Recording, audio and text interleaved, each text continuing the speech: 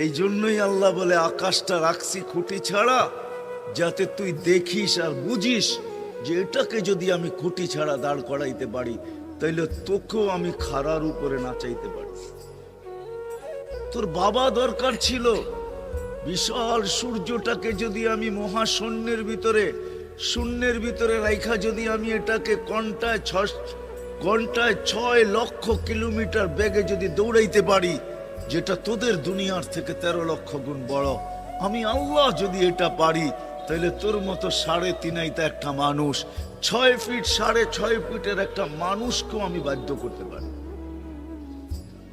আল্লাহ বাধ্য করার হাজারো নিদর্শন আমাদের সামনে দিয়া দিছেন, কিন্তু আল্লাহ বলে তোকে আমি বাধ্য করব না, তোকে বুঝাবো। বিদায় আল্লাহ বুঝাইতেছেন আমাদেরকে।